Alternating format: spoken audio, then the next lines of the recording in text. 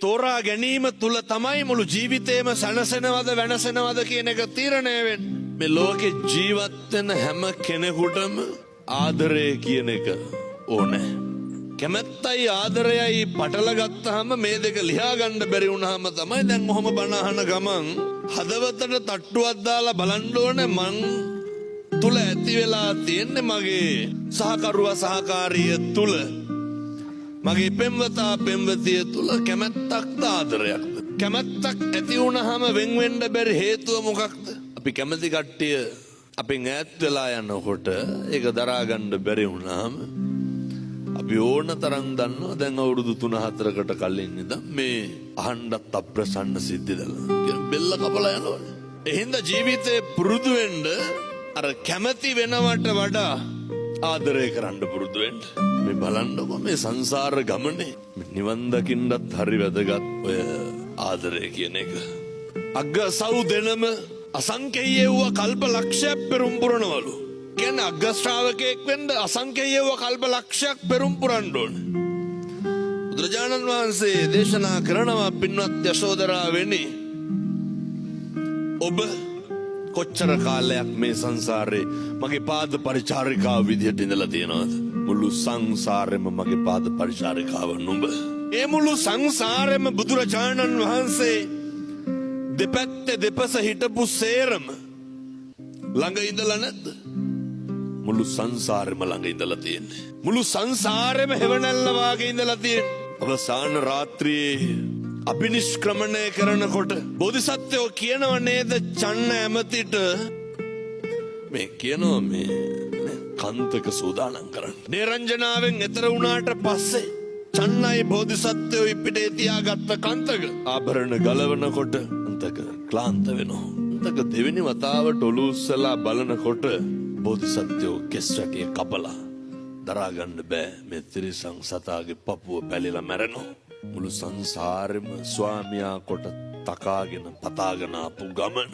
යශෝදරා උත්තමාවිය බෝධිසත්වයන්ට බුද්ධත්වයේ ලබා ගන්න මේ මහත් සංසාරේ පාරමිතා පුරන්න බිරිඳක් විදිහට ආධ්‍යාත්මික ශක්තිය දුන්නේ කවුද?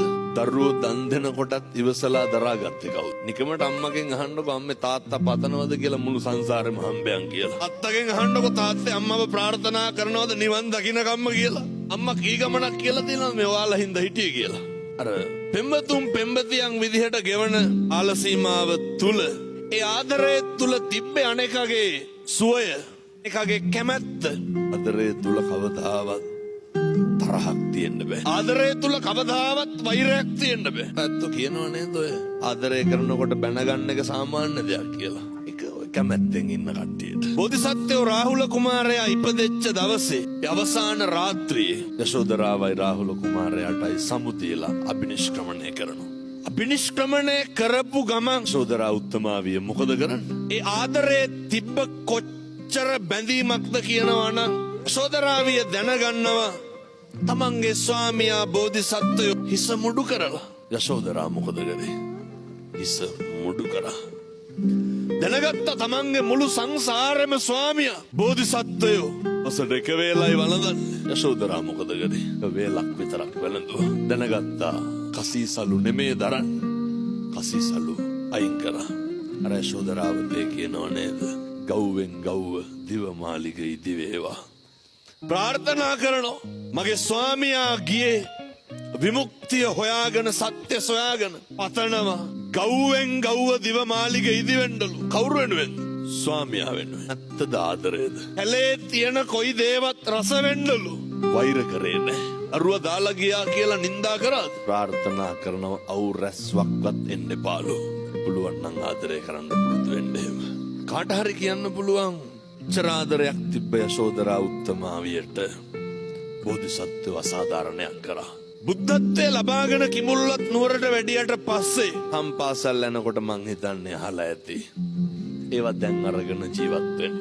දෝදන රජුරෝ දුවගෙන ඇවිල්ලා කියනවා මාලිගාවට දානෙට වඩින්න. වළඳලා අවසානයේ සුද්ධෝදන රජුරෝ කියනවා බුදුරජාණන් වහන්සේට බුදුහාමුදුරුවනේ යශෝදරාවිය කාමරේ අඬ ඉන්නවලු. බුදුහාමුදුරුවෝද යශෝදරාගේ කුටියට වැඩියේ යශෝදරාද බුදුහාමුදුරුවෝ ළඟට ආවේ. මොකක්ද උනේ? බුදුහාමුදුරුවෝ තමයි යශෝදරාගේ කුටියට වැඩි. බලන්නේ අර තිබ්බ සංසාරේ බැඳීම.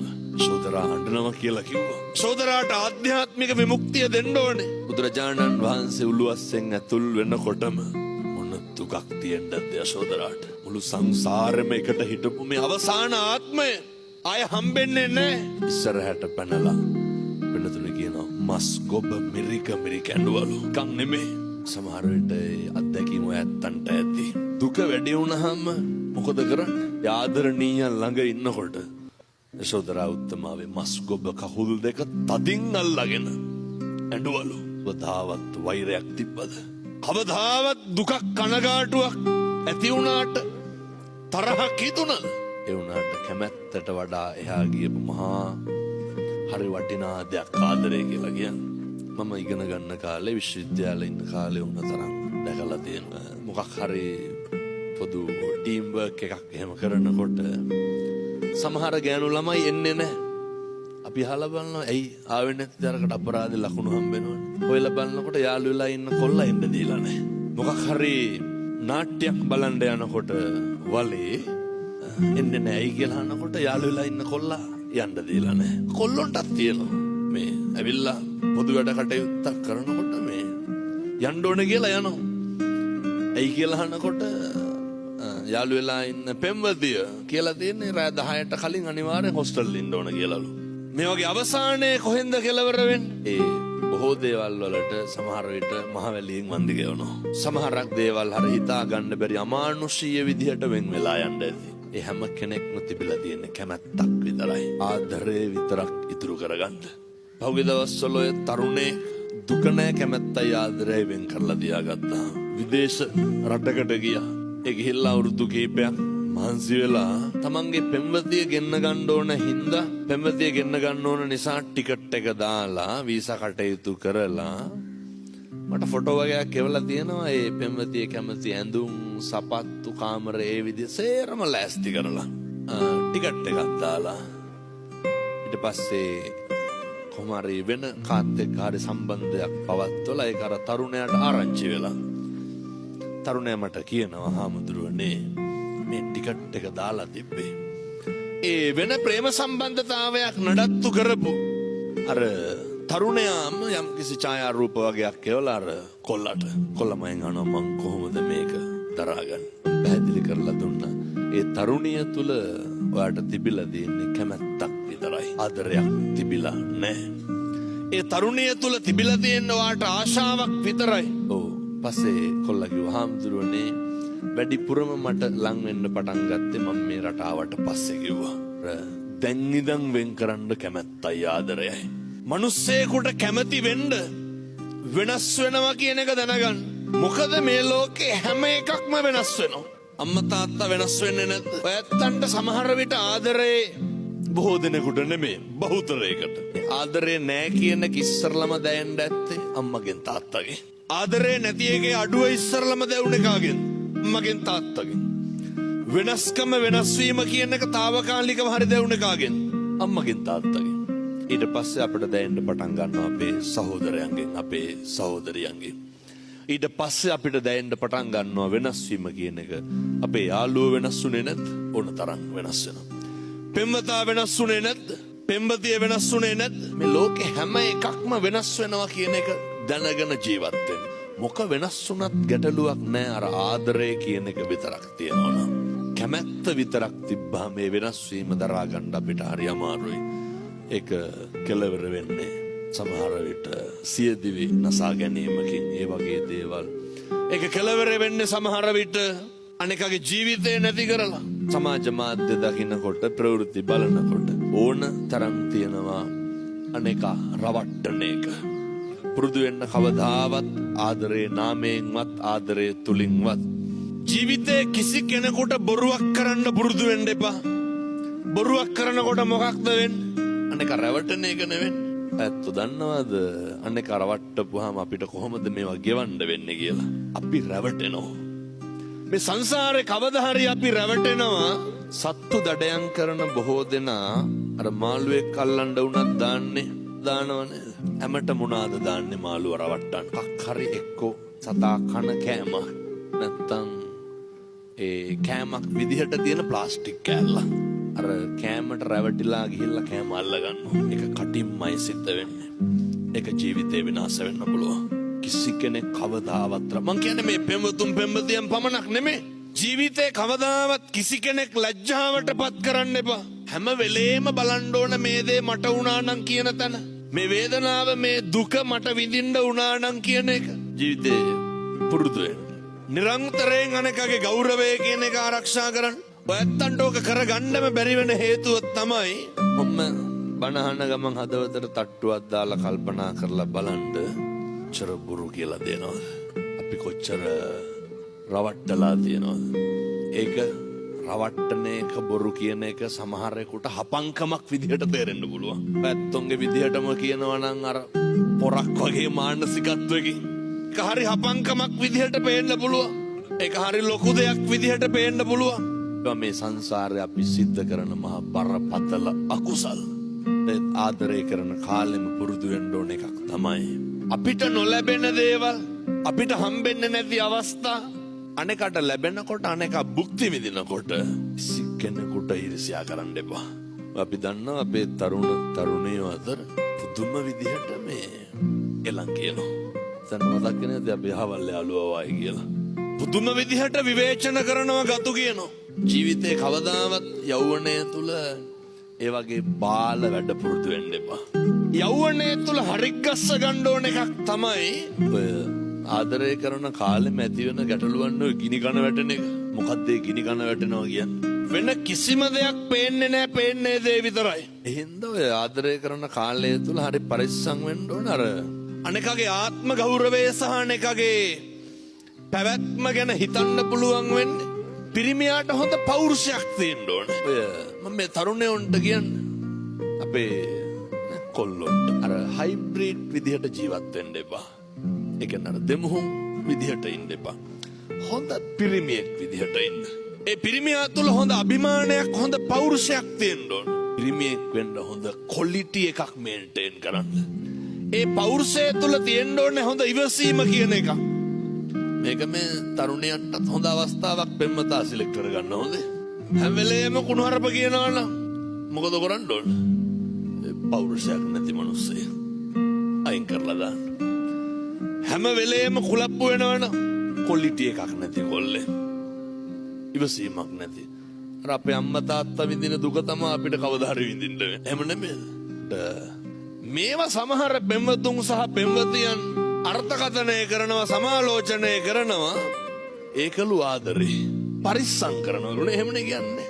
පරිස්සම් වෙන්න ඕන හොඳ ඒ වගේ. හේතුව ඔක ඕව යනවා. ඔක ඕනෑවට වැඩියෙන් යනවා. දරා ගන්න බැරි වුණාම තමයි ඉතින් මොකකින් හරි කියලා අරින්න ඇවිල්ලා. ඒ නිසා අපේ තරුණ දුවල පුතාලා සියලු දෙනා මම මේ මුළු ලෝකෙම ඉන්න පෙම්වතුන්ට පෙම්වතියන්ට කියන්නේ විවාහයට පෙර හිතන්න ඕනේ කරුණු කාරණා කීපයක් තියෙනවා. විවාහ වෙච්ච කට්ටියට දැන් මේක කියලා වැඩක් නැහැ. මොකද විවාහ වෙලා ඉවර නිසා තමයි. අනෙකට ගරු කරන්න දන්නේ නැත්නම් සිතුවිල්ලකින් හෝ අනෙක කෙරෙහි අනෙකගේ ආත්ම ගෞරවයේ කෙලසන විදිහේ වැඩක් මුළු ජීවිත කාලයක් අපායක ජීවත් වෙනවා වගේ ජීවත් වෙන්න වෙනවා.